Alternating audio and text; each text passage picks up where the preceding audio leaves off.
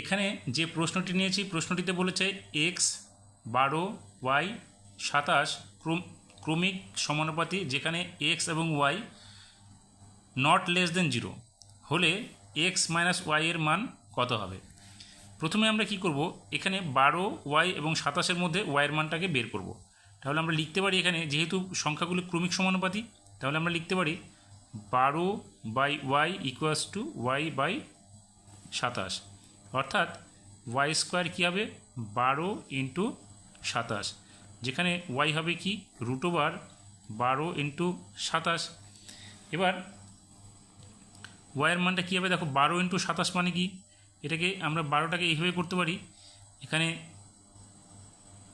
3 গুণ 2 গুণ 2 এবং 27কে আমরা করতে পারি 3 গুণ 3 গুণ 3।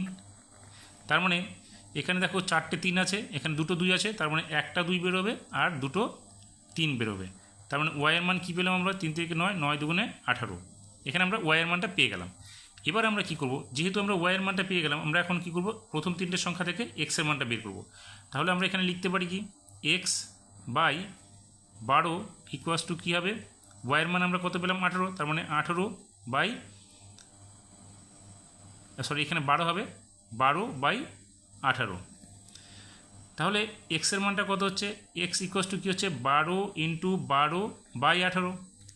এবার এখানে কাটলে কত হবে, 6 দিয়ে কাটলে 6 দুগুণে 12, এটা হবে 3, 3 দিয়ে কাটলে এটা হচ্ছে 4, তাহলে এক্সের মানটা কত হচ্ছে 8 হচ্ছে। তার মানে আমাদের এখানে দেখো এক্সের মানও পেয়ে গেলাম, এখানে ওয়াইয়ের মান পেয়ে গেলাম, আমাদের কি করতে হবে এক্স মাইনাস ওয়াইয়ের মানটা বের করতে হবে।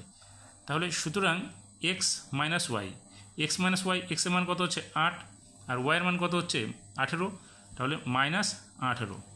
এখানে কত হলো, তাহলে এখানে আমরা পাচ্ছি কত -10। তাহলে এক্স 12 ওয়াই এবং 27 যদি ধনাত্মক ক্রমিক সমানুপাতিক সংখ্যা হয়, সেক্ষেত্রে এক্স মাইনাস ওয়াইয়ের মান কত হবে -10।